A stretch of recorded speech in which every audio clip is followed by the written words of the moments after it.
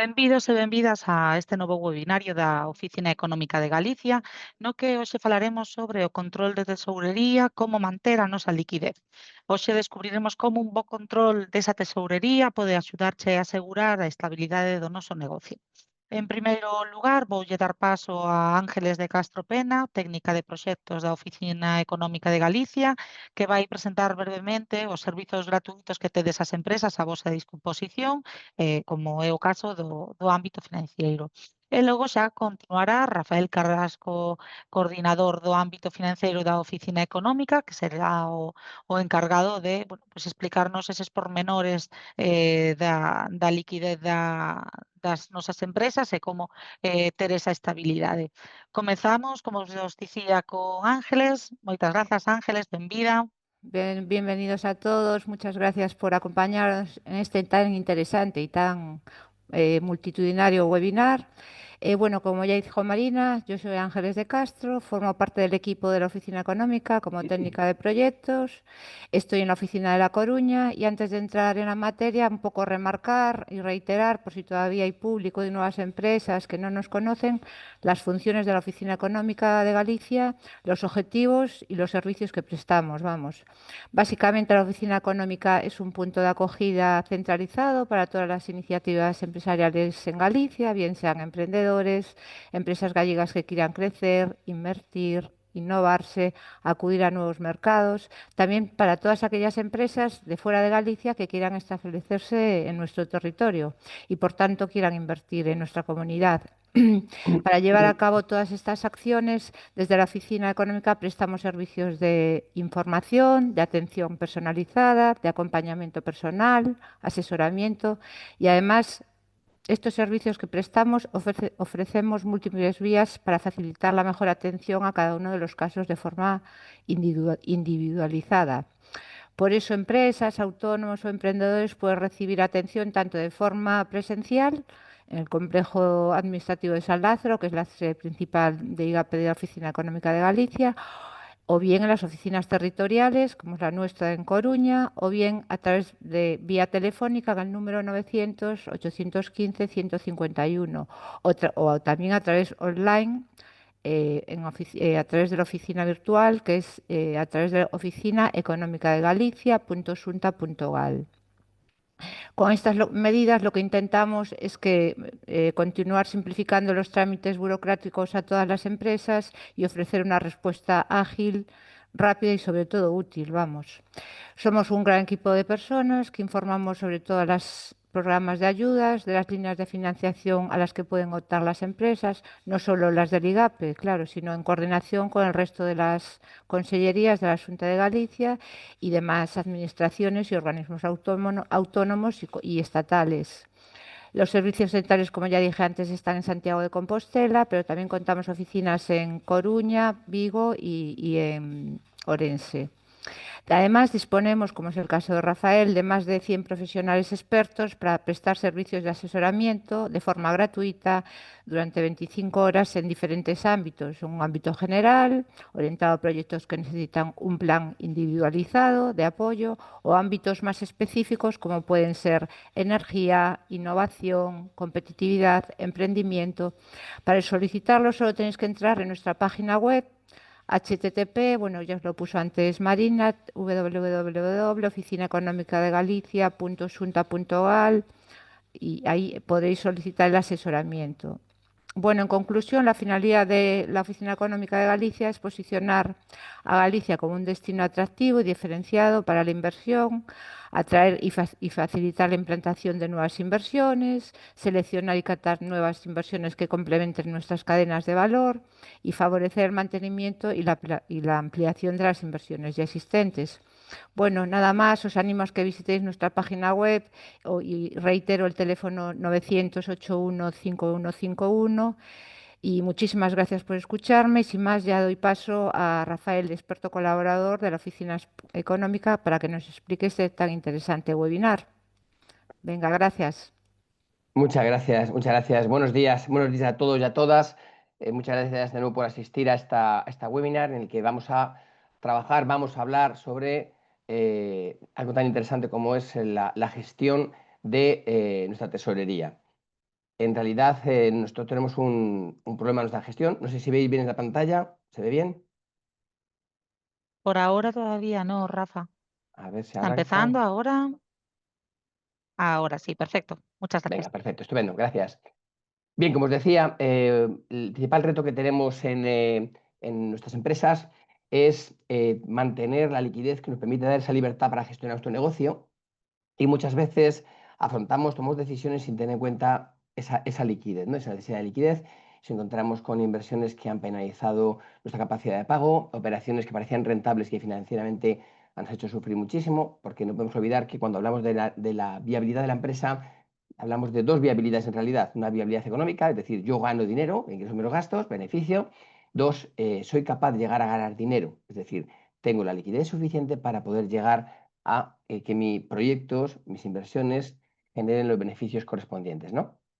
En ese sentido, sí me gustaría compartir con vosotros lo que vamos a hablar en el día de hoy. En primer lugar, vamos a hablar sobre algunas reflexiones iniciales que tendríamos que tener en cuenta cuando abordamos nuestra situación en nuestro negocio. ¿Qué debería pensar cuando abordo las tomas de decisiones para mejorar mi tesorería? Después vamos a ver cómo gestionamos nuestro capital de explotación. Si habláis con banca o si hacéis algún tipo de convocatoria de ayudas, diferenciaréis lo que es un capital de inversión o CAPEX, lo que sería capital de explotación o circulante, y veremos cómo se gestiona también, y la herramienta del plan de tesorería, algo crítico que muchas veces las empresas pues, no tienen. En realidad, a veces desembarcas en la parte de gestión y lo que tienen es una lista de la compra de cosas que tienen que pagar, pero en realidad no tienen un plan de tesorería, no está calendarizado. Cuando no incorporamos el tiempo en nuestros pagos, en realidad nuestro control pues, es muy limitado. Por otra parte, vamos a ver cómo la tesorería afecta a nuestras inversiones y qué tendríamos que tener en cuenta cuando abordemos una inversión desde el punto de vista de liquidez, de tesorería. También voy a plantearos algunas buenas prácticas que deberíamos tener presente, o que yo creo que deberíamos tener presente en la gestión de nuestro negocio. Y por último, un decálogo de recomendaciones que en principio deberíamos plantearnos. Y ya sin más, entramos en lo que sería esta recomendación inicial de planteamiento de punto de partida.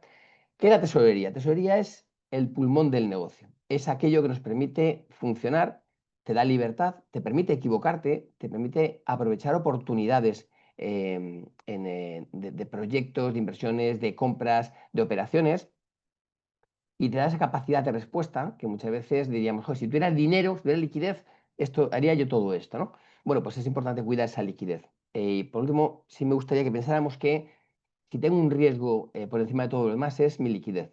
Las empresas cierran por la caja, no por la cuenta de resultados. Si no tengo liquidez, puedo tener una cuenta de resultados positiva y pararme. Y si me paro y dejo de pagar a mis empleados y dejo de pagar a la Seguridad Social y Hacienda, esto se complica muchísimo y puedo tener una buena cuenta de resultados, pero verme obligada a entrar en concurso. Sobre ello, indicaros que también debemos diferenciar, cuando yo analizo mis informes financieros, suelo trabajar con una cuenta de resultados, suelo tener a veces un balance, pero eso realmente no tiene demasiado que ver con el dinero que tengo en caja. Es muy habitual que una empresa te diga: "Joder, es que yo no sé, estoy creciendo, facturo más, pero no tengo más liquidez". En realidad, tengo un problema, estoy creciendo, pero cada vez tengo menos liquidez en mi actividad. ¿Qué es lo que está pasando, no? Bueno, pues puede ser una confluencia de muchas cosas. Puede ser que tengo unos costes mal estimados y, por tanto, cuanto más facturo, más me ahogo. Puede ser que tengo errores en mis tarifas. Puede suponer la consecuencia de una serie de inversiones que he realizado con una mala financiación. Yo siempre digo que las finanzas es como el Tetris. Si empiezas mal las piezas, empiezas a dejar agujeritos, esto lo acabas pagando. Si yo me he financiado mal una inversión, si he tirado de pulmón propio y me quedo sin la liquidez del día a día, después acudo al banco a pedir la financiación de una inversión que hice hace 3 años, pero ya es tarde, ya he empezado al revés. Y por tanto, tengo un problema para reestructurar una situación financiera mal planteada al principio, porque no tuve en cuenta mis problemas iniciales de liquidez.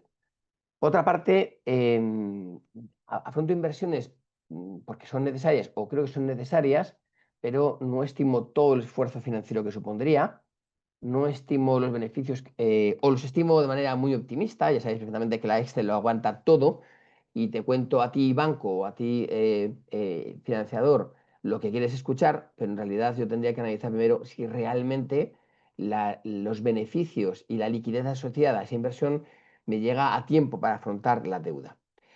Cuando analizo esto y entro un poco más en detalle, debería pensar si me lo puedo permitir o si es el momento de invertir. Yo me digo que cuando afronto proyectos de inversión, lo que yo recomiendo siempre es fracciónalos, pon fases de inversión. Este proyecto son 3 millones de euros y lo podemos hacer más pequeñito. Podemos probar, arrancar, consolidar, generar liquidez, dar el siguiente salto.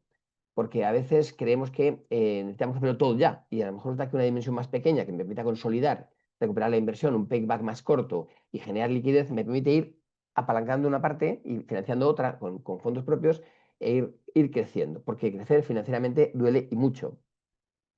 Y por otra parte, un aspecto sobre que tenemos que analizar es si yo me he apalancado mucho, pero no he tenido en cuenta.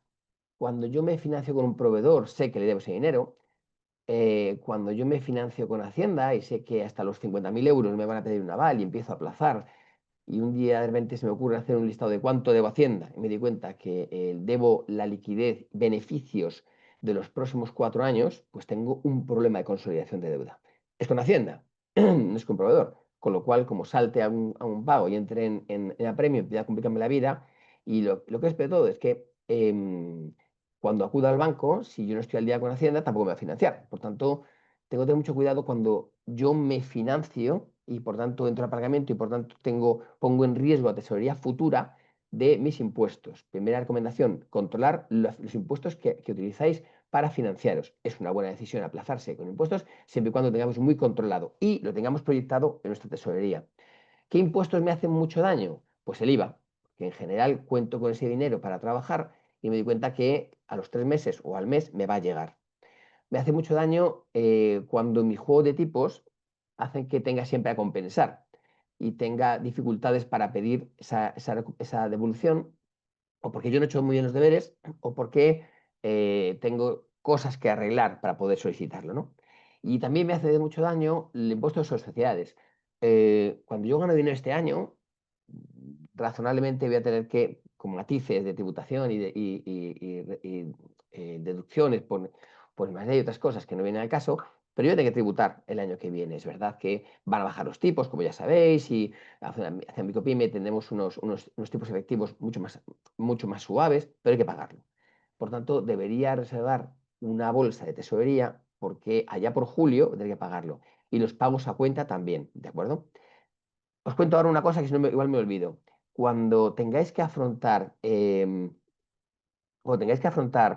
los pagos a cuenta de impuestos de sociedades, hay 2 métodos. Uno de ellos es en función de la cuota íntegra que he generado el año pasado. 2, puedo solicitar hasta febrero del año en curso que sea una liquidación en función de mi cuenta de resultados. Entonces, hay una cuenta de resultados al trimestre, al semestre a los 9 meses, y en función de esa cuenta de resultados de ese ejercicio, voy a presentar mi pago a cuenta. ¿Por qué os digo esto? Porque si yo este año 25 ha sido o está siendo mucho peor que el 24, no voy a penalizar mi tributación en sociedades porque el año pasado ganase dinero.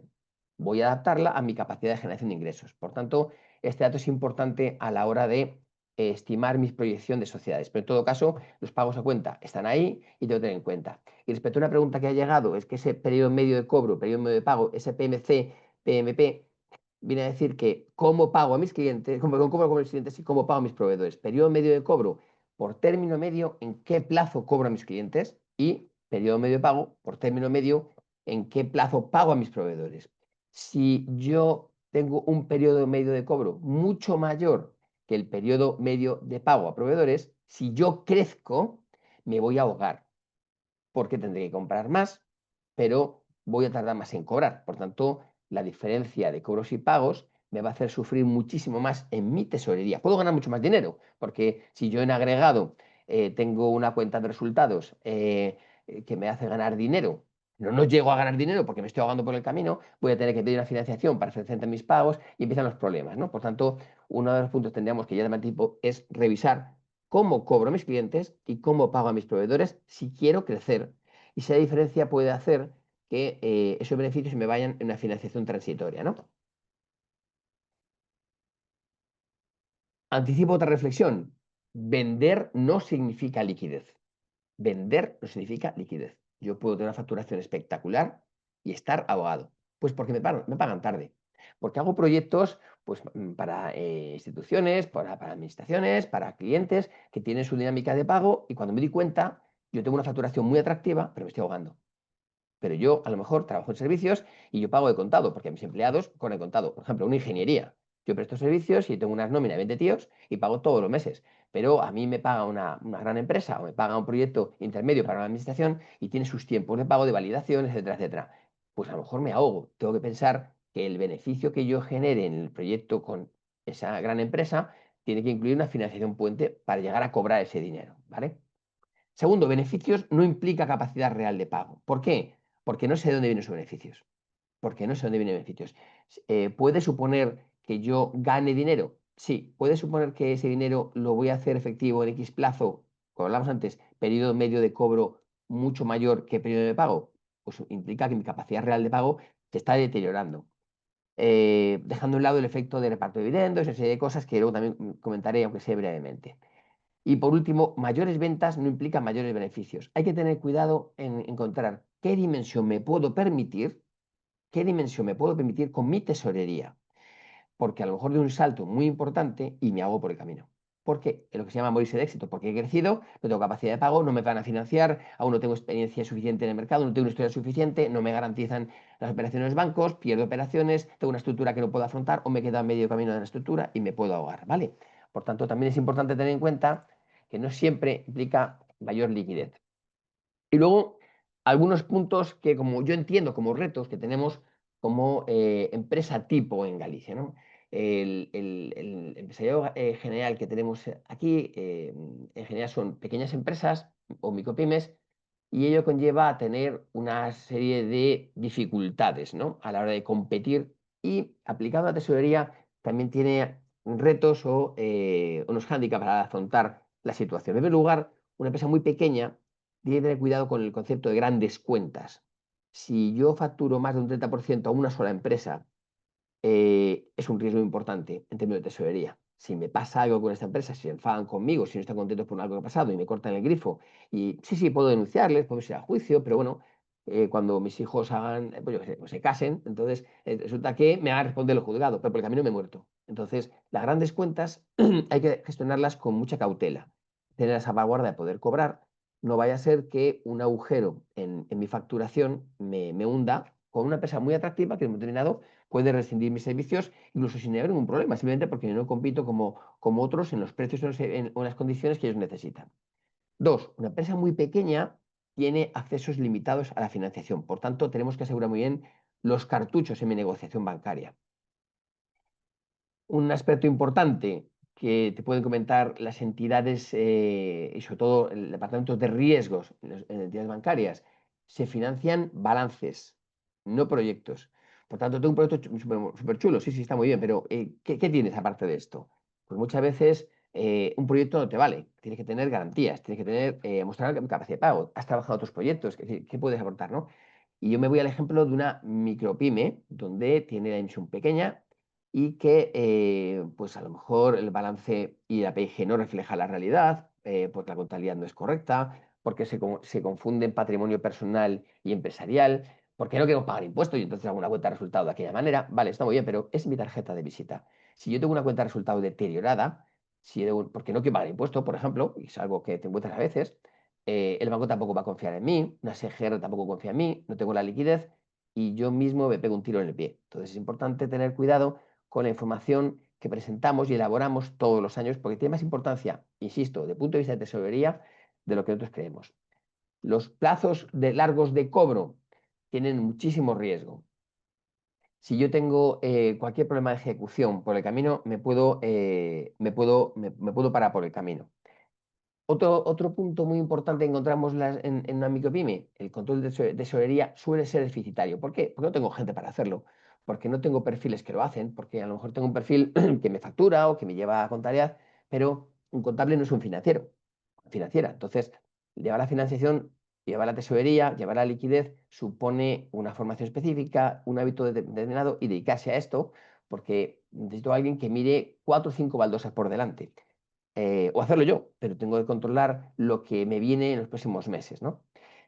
Y por último, una empresa de pequeña dimensión sufre porque tiene un músculo financiero limitado, por tanto, acabo endeudándome, mi rentabilidad no termina de ser la suficiente, el margen bruto agregado tampoco, y por tanto no termino de quitarme la deuda de encima. Entonces llevo 15 años con deuda. ¿Por qué? Pues porque tu dimensión no es la adecuada. Y por tanto estás supliendo tu falta de dimensión, por tanto tu falta de beneficios y tu falta de capacidad de pago con financiación complementaria, que me está mermando mis intereses, entonces, mi beneficio, perdón, entonces estos intereses financieros que me están lastrando mis beneficios, hace que no termine de encontrar nunca esa dimensión, ¿no? Y es un ciclo vicioso que me puede llevar años si no apuesto por esa dimensión, ¿no? Vamos a hablar de la gestión del capital de explotación. Bueno, yo lo que quiero es un poco desmitificar los conceptos financieros, que aparte de ser un ladrillo, a veces son difíciles de retener, y lo que quiero es que de alguna manera nos quedemos con recetas de trabajo. En primer lugar, el capital de explotación, el circulante, es la liquidez que necesitamos para trabajar en el día a día. No destinada a inversiones, sino la que necesitamos a mi actividad del día a día, para pagar a mis proveedores, a Hacienda, a su social, y se calcularía con la suma de mi efectivo, mis bancos, lo tengo en bancos, lo que tengo en inventario vendible, ojo, el stock muerto o el stock que no es vendible lo dejaría fuera, las cuentas a cobrar y le descuento las cuentas a pagar y las deudas a corto plazo. Esto, como suele decir, hay que contarnos verdad. Es decir, si yo tengo un préstamo socio-sociedad, una operación vinculada, y jamás lo voy a devolver, no cuento con ese dinero. Si yo tengo una financiación con un socio que no le voy a cobrar, no lo puedo contar, ¿vale? Entonces, lo que estamos hablando es, tengo que saber realmente cómo tengo. Y es ahí donde no siempre la información bancaria y la información financiera nos dice la verdad. ¿Para qué uso mi capital de explotación? Pues para financiar operaciones de corto, para compra de stock, para operaciones de servicios, para afrontar impuestos, cuando veo que estoy apalancando demasiado. Segundo, me da estabilidad. Estabilidad. ¿Estabilidad por qué? Porque puedo afrontar picos de facturación, puedo afrontar caídas del mercado, puedo hacer frente a una compra puntual que me va a dar unas condiciones muy buenas y trasladarlas o no en el mercado para competir o no. Para conseguir volumen de compras si tengo una operación puntual que me lo va a facilitar. Entonces, en todo caso, para poder reaccionar, ¿no? Y por tanto, me va a aportar, por último, esa flexibilidad y ese crecimiento en la operativa que me dé esa dimensión de la que yo os hablaba antes, que esto no tengo. Por tanto, son tres motivos principales por los que yo debo cuidar la tesorería. Pero ojo, ¿qué pasa si tengo mucha tesorería? Bueno, pues tenemos que saber que la tesorería también, o la liquidez, esconde ineficiencias.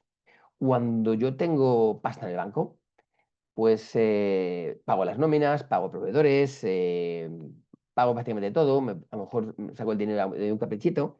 Entonces, estoy ocultando en mi cabeza a lo mejor problemas de gestión que tengo en mi actividad. Cuando yo no tengo liquidez, me pongo las pilas. Pero muchas veces recupero la liquidez y me olvido de aquello que me hizo salir del problema. Me estoy refiriendo a unas inversiones que no he analizado bien, me estoy refiriendo a una ausencia de control, porque total, se paga todo y no pasa nada. Me estoy refiriendo a la ausencia de austeridad en los gastos del negocio, a descapitalizar el negocio sacando dinero a cosas que no son del negocio. Total, el negocio es mío, pues yo decidiré. Ahora que me va bien, pues lo descapitalizo. No lo digo así, pero lo utilizo para comprarme, pues a lo mejor, pues un cochazo, porque me apetece. ¿Es necesario? No. ¿Fiscalmente deducible? No, tampoco, pero tengo la liquidez, el negocio lo tiene. Bueno, pues en el fondo estás torpedeando la liquidez de tu negocio y como la tienes en estos momentos, no te das cuenta de la ineficiencia de lo que estás haciendo, ¿no? Em, de igual manera que tener una financiación sin un destino claro, pido una póliza de crédito, porque está en promoción y entonces el banco me la coloca. ¿Y qué hago con esto? Bueno, no sé, solo que les saco partido. En realidad lo que estoy haciendo es penalizando mi eficiencia en tesorería.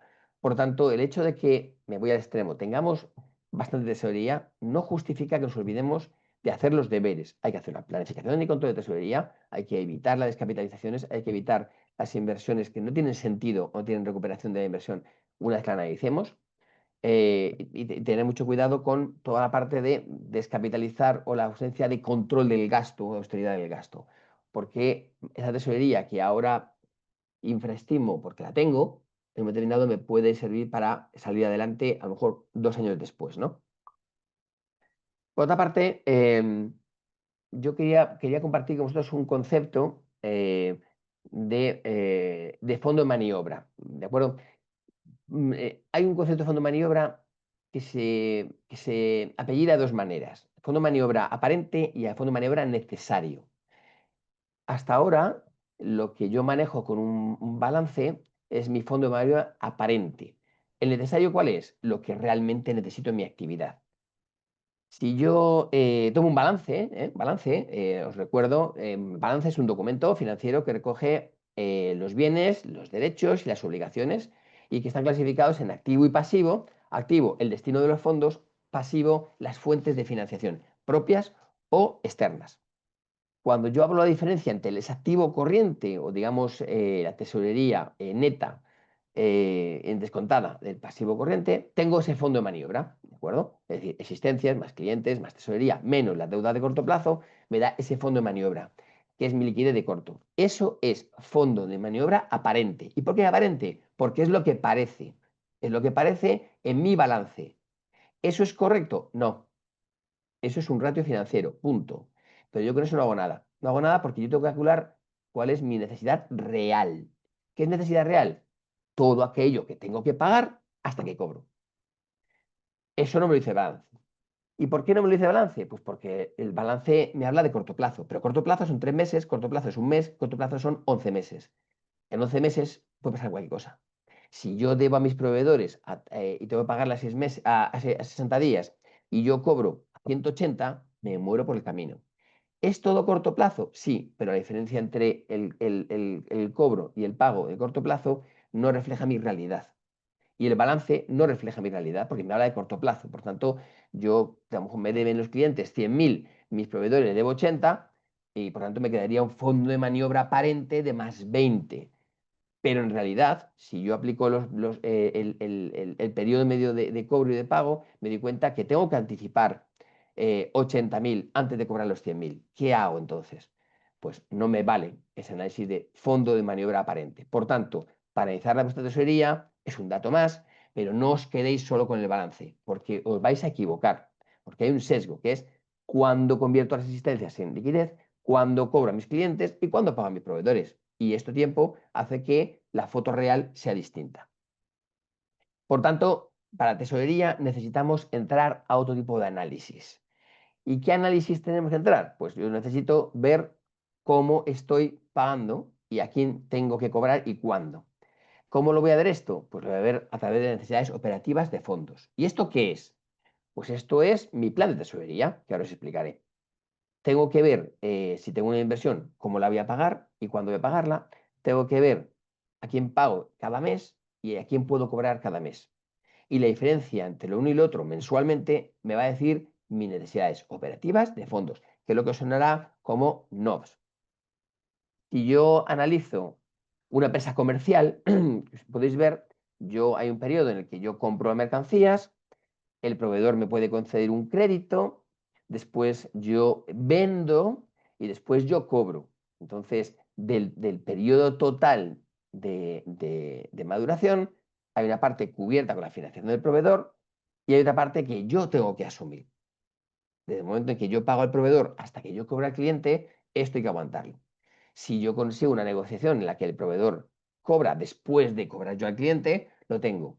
Si no es así, tengo un problema.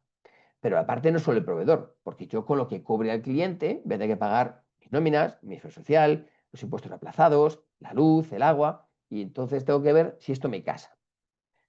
Si me voy a una proyección de una empresa industrial, incorporamos nuestro proceso de elaboración. Es decir, yo compro materias primas, tiene o semiterminados, tiene un periodo de aplazamiento en los cobros, tengo los pagos, realizo el proceso productivo, logística, comercializo, vendo y cobro. Desde el momento en que yo pague la mercancía que he comprado a mi proveedor hasta el momento que yo cobre a mis clientes, lo tengo que financiar.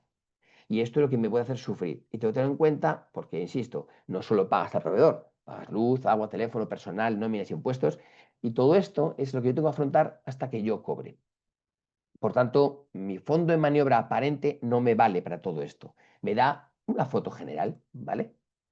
¿Para qué es importante el fondo de maniobra aparente o el necesario? Para conocer si tengo un problema estructural, ¿de acuerdo? Entonces, os doy una recomendación. Si el fondo de maniobra aparente, el que calculo por el balance, es menor que el fondo de maniobra necesario que yo calculo en mi plan de tesorería, yo tengo un problema estructural. Es decir, mi negocio de manera permanente tiene que tener más liquidez. O amplío capital, o entra un socio participativo, o entra un fondo de inversión. Necesito dinero permanentemente, no para devolverlo, sino para que quede en la empresa y que engrase el negocio. De lo contrario, estaré permanentemente pidiendo financiación para afrontarlo, ¿vale? Si mi negocio crece, mi plan de tesorería me va a reflejar unas necesidades mensuales mucho mayores. Por tanto, tendré que financiar de manera estructural, ¿de acuerdo? Hasta que tenga beneficios consolidados y pueda afrontar esa liquidez de manera propia. Nos vamos ahora a la herramienta que entiendo que es necesaria para conocer ese fondo de maniobra necesario o capital de explotación, es decir, el dinero que necesito para afrontar mi actividad. ¿De acuerdo? Recomendaciones para hacerlo. Hacerlo a un año vista. ¿Y esto cómo lo hago? Pues mira, a partir del presupuesto. Ah, no tengo presupuesto, pues muy mal, tienes que tenerlo. Entonces, octubre, noviembre, todo Dios a tener un presupuesto. ¿Qué tengo que hacer? Proyectar mi previsión de ingresos y gastos en función de lo que voy a hacer. Si no sé lo que voy a hacer, obviamente tampoco puedo tener un presupuesto. Por tanto, me voy un poco más atrás. Tenemos que hacer un plan de trabajo. ¿Qué vamos a hacer en el 2026? Pues mira, vamos a hacer este canal, vamos a hacer esta inversión, vamos a trabajar en la web, vamos a hacer... Y todo esto espero que me genere una facturación de este tipo, necesito una estructura de esto, asumo estas inversiones, le pinto mi hoja de ruta. La hoja de ruta se concreta en un presupuesto, ingresos, gastos, beneficios. Y eso lo convierto en tesorería. ¿Y cómo lo convierto en tesorería? Aplicando el efecto impositivo, porque lo que tiene IVA hay que incorporárselo, y aplicar el factor tiempo. En finanzas, el capital más el tiempo es el capital financiero. ¿Por qué? Porque el tiempo es importante. 3.000 euros no me dice nada. 3.000 euros en septiembre ya me dice cuándo voy a tenerlo o cuándo tengo que pagarlo. Pues esto lo proyecto en mi tesorería. Segundo, si bien tengo un plan de tesorería a un año vista, debería concretarlo por trimestres por lo menos. Y esta información tiene que elaborarla alguien en interno que permanentemente esté pensando las repercusiones de todas las decisiones de la empresa en términos de liquidez. Yo debería tener controlado qué pasa a 3 meses vista en mi tesorería, de cobros y de pagos. Otro punto, tercer punto, diferenciemos el cash flow de actividad del financiero. ¿Esto qué es? Yo hago empanadas, ¿de acuerdo? Y fabrico empanadas, tengo que comprar a proveedores y le vendo empanadas. Y no debo dinero a nadie. Pues yo lo que tengo que saber es si yo vendiendo empanadas tengo liquidez. Gano dinero y tengo liquidez. Porque en ocasiones las empresas están muy ahogadas porque tienen muchos préstamos. Si no tuvieran préstamos, el negocio tendría liquidez. El problema de los préstamos, por motivos que sea, hace que esta liquidez pueda ser insuficiente. Si mi problema es que yo tengo liquidez, pero mis préstamos, que es el cash flow financiero, se lo está comiendo, la solución es reestructurar. Vamos a encontrar una solución financiera para suavizar los pagos y no se coma tu liquidez de tu negocio. Pero si tu negocio ya per se, sin deuda con bancos o con financiera en general, tu negocio, decía, no genera liquidez, tu problema es mucho más grave, porque tu negocio no genera para poder afrontar su actividad futura o porque no es eficiente, o porque no es rentable, o porque el premio de cobro y de pagos no funciona bien. Y entonces tengo que ver si es un tema de márgenes, si es un tema de costes, si es un tema de volúmenes, si es un tema de periodo medio de cobro de pago. En todo caso, tengo un problema que debo solucionar antes de acudir al banco y pedir dinero. Porque si no tengo dos problemas, mi negocio no funciona bien y el banco me va a ahogar. Tengo que saber cómo solucionarlo y después ya acudir al banco para decir, mira, he detectado mi problema es este, lo voy a solucionar y para ello temporalmente necesito esa financiación. ¿De acuerdo? Por eso yo os pido que diferenciéis el cash flow de actividad del cash flow financiero. Muy importante, recoger previsiones. Yo tengo que conocer más o menos hacia dónde voy a negocio y no solo las ventas, sino qué creo que voy a poder generar por mis compras y por mis ventas. Evidentemente no tengo una varita mágica, pero cuanto más tiempo me dedique, más sepa del sector, menos me voy a equivocar. Menos me voy a equivocar. Pueden suceder imprevistos, pero como imprevistos que son, es difícil estimarlos. pero sí puedo tener un comportamiento regular y puedo tener un comportamiento de mi capacidad de pago y capacidad, por tanto, de endeudamiento. Y un aspecto importante, control de los compromisos fiscales. ¿Qué voy a pagar en sociedades? ¿Qué voy a pagar en pagos a cuenta? ¿Qué voy a pagar de IVAs? Para no darnos sorpresas cada vez que llegue un vencimiento. Y el plan de tesorería, pues una foto como esta, ¿de acuerdo? Que sea sencillo. A veces me enseñan unas herramientas infumables que los sabrá el friki financiero, pero los demás no entienden, no puede compartirlos, no es gestionable, no es alimentable y no es oportuno. Entonces, la información, cuando no es oportuna, no es comparable, no es fiable porque tiene demasiados parámetros que controlar, ¿vale? Y no es entendible, al final es poco útil. Hacer algo sencillo, que no sea una lista a la compra, pero sí que me permita saber cada mes que tengo que pagar, cada mes que voy a generar, qué compromisos de pago tengo con efecto impositivo, ¿de acuerdo? Y una foto de mi tesorería, que es lo que voy a tener que afrontar. Es más, si tenéis un proyecto específico, mira, es que me ha entrado un proyecto de una construcción de no sé qué, o me hace un proyecto de ingeniería muy atractivo, hacer un plan de tesorería solo para el proyecto, para ver si se paga solo o tengo que pedir una financiación específica para el proyecto, ¿de acuerdo? Separando ese cash flow de actividad, como os decía, del el cash flow financiero, donde recojo aportaciones de socio, préstamos de proveedores, ayudas, donde puedo recoger financiaciones de ICO, ¿de acuerdo? Y me queda al final las NOF, necesidades operativas de fondo. Esto es el cash flow del fondo de maniobra necesario. Y esto es lo que va a decirme que tengo que afrontar o si tengo capacidad de pago para asumir otras compras, endeudamientos y mi posición a un mes vista o 2 meses vista, ¿de acuerdo? No el balance, el plan de tesorería. Recomendación, plan de tesorería de cobros y pagos, revisión. Yo me atrevería a decir semanalmente de los movimientos de cobro y de pagos. Un ratito, para cómo estamos. Diferenciar gastos fijos de los que tengo, con los que puedo jugar y revisar gastos pequeños, comisiones bancarias, los cargos de transferencias, porque el diablo está en los detalles. Entonces hay que ir al detalle para ver cómo corregir estas cosas. Aprovechar todas las ayudas, subvenciones posibles si voy a hacer lo que digo voy a hacer en la ayuda. Porque si no, es meter un chaco que no debo. Revisar costes ocultos, consumos energéticos, telecomunicaciones. Y me pondría como deberes, os planteo un colchón de liquidez de 3 meses de actividad. Es decir, yo me paro, no hago nada, y tener liquidez durante 3 meses para afrontar todo lo que tengo que pagar. Y por último, lo que decía, aplicaciones sencillas, ¿de acuerdo? Yo, una Excel, fantástico, si con esto tenemos capacidad de respuesta. Se trata de tomar decisiones, no sacar un doctorado. Entonces, necesito una herramienta para poder trabajar. Relación de tesorería con mis inversiones. Pues todos tenemos que afrontar inversiones para crecer, pero debo plantearme varias cosas. Primero, ¿esta inversión realmente es rentable? ¿En cuánto tiempo devuelvo lo que voy a gastar? Es mi payback, ¿de acuerdo? Según qué inversión, no voy a decir los 5 años, 3 años, pero según la inversión, según la dimensión y según mi negocio y según el sector, os diría que tiene sentido un plazo u otro, ¿vale? Segundo, si me financio por terceros, este proyecto, esta inversión, ¿me paga la deuda? ¿Cuánto puedo pagar con lo que estoy generando? El concepto de servicio a la deuda es del beneficio que genero, ¿cuánto puedo destinar a pagar esta inversión? ¿Es suficiente? Tengo que complementar. ¿Qué me puedo permitir de endeudamiento? Aunque me lo diera al banco, ¿me lo puedo permitir? Porque quizá me meto en un charco. Tengo que tener en cuenta que una inversión, tengo un activo, tengo movilizado, tengo más garantías, pero supone una detracción de liquidez inmediata.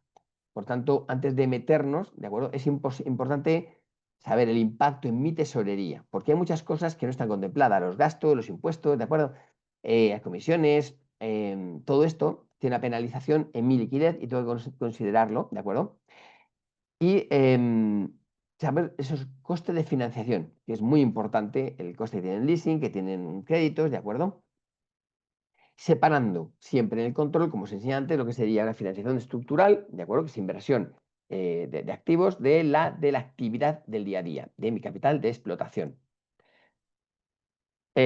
Mucho cuidado con comprar por impulso, porque esta máquina es genial, es rapidísima, pues la compro y ahora hay que ponerla en marcha, hay que instalarla, tenemos que alinear el layout de la fábrica, pues todo esto hay que analizarlo. ¿Y cuánto me cuesta la puesta en marcha? ¿Cuánto me cuesta todo esto, no? personal para atenderlo, el stock para alimentar la velocidad de cadencia que tiene esta nueva línea, todo esto, ¿no?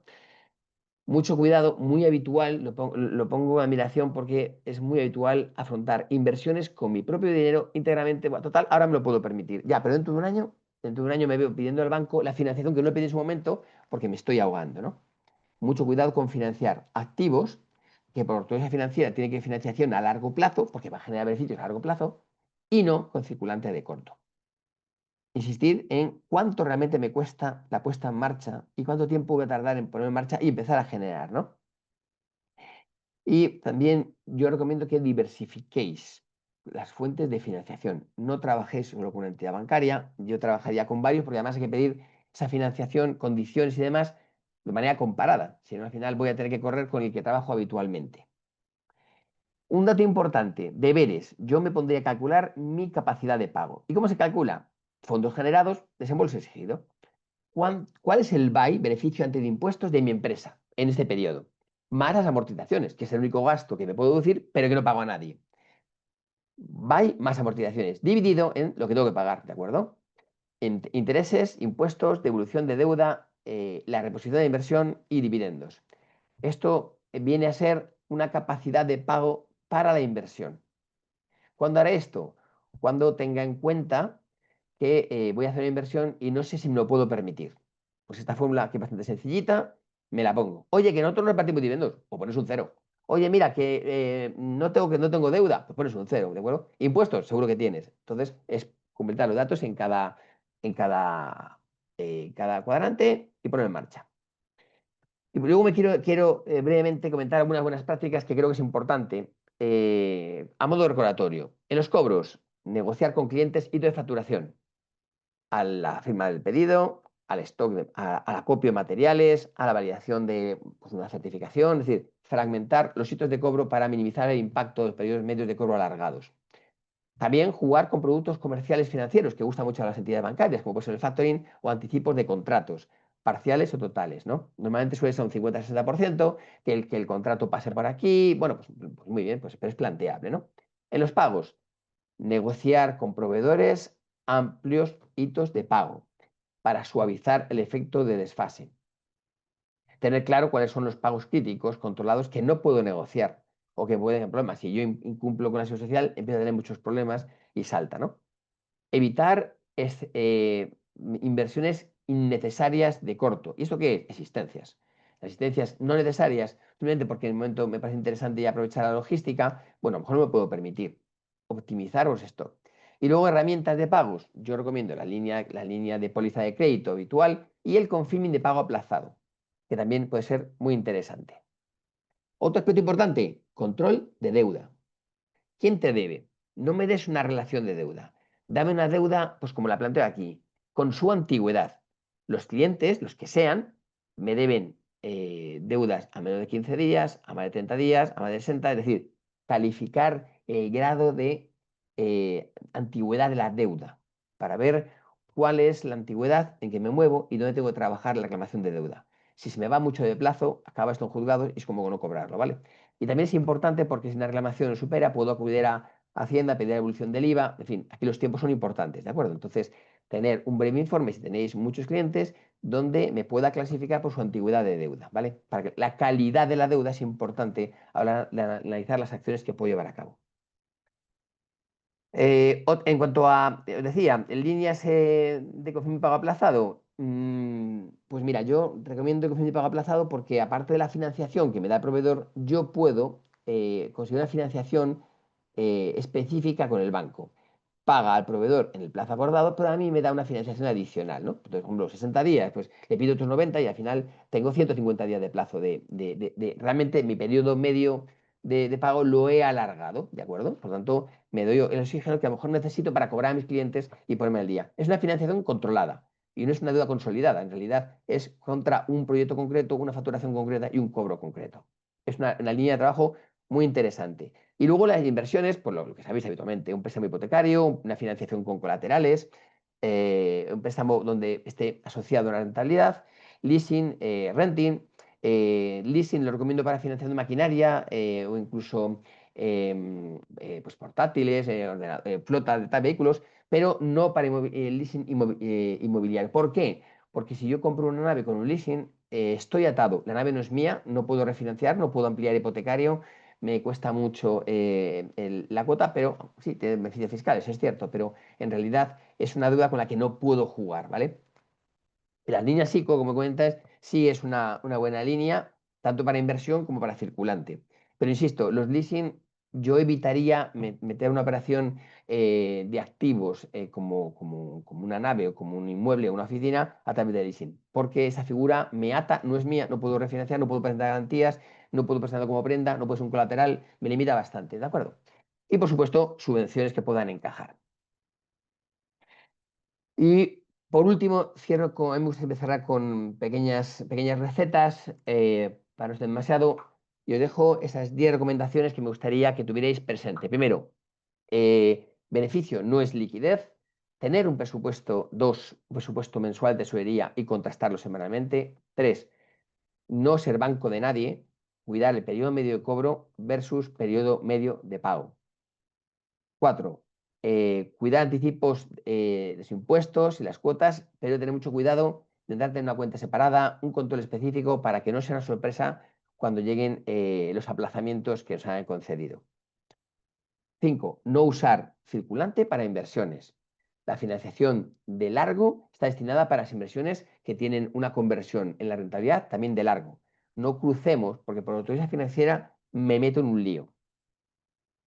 Sexto, aprovechar las subvenciones y apoyos públicos una vez que tengo esa hoja de ruta que os decía que tenéis que hacer en octubre, en noviembre. 7, controlar stock lo máximo posible, lo necesario para no parar la producción, pero tener que ver qué está rotando y qué no rota, porque eso es un dinero que tenéis ahí parado y no se mueve y hay que financiar. Revisión del gasto pequeño, eficiencia, las comisiones, los gastos, revisión de condiciones de alquileres, ver condiciones que pueda haber en seguros, ¿de acuerdo? 9, crear un colchón de liquidez. Yo me iría a 3, pero bueno, por lo menos un mes que sí puedes hacerlo, ¿vale? Y digitalizar el control. Hacer un control sencillo. Hay apps sencillas o una Excel sencilla, pero si tenéis que monitorizarlo, una herramienta que tiene que ser viva y la manejéis. Y por mi parte, nada más. En todo caso, a vuestra disposición para cualquier consulta que pueda surgir de lo que hemos hablado.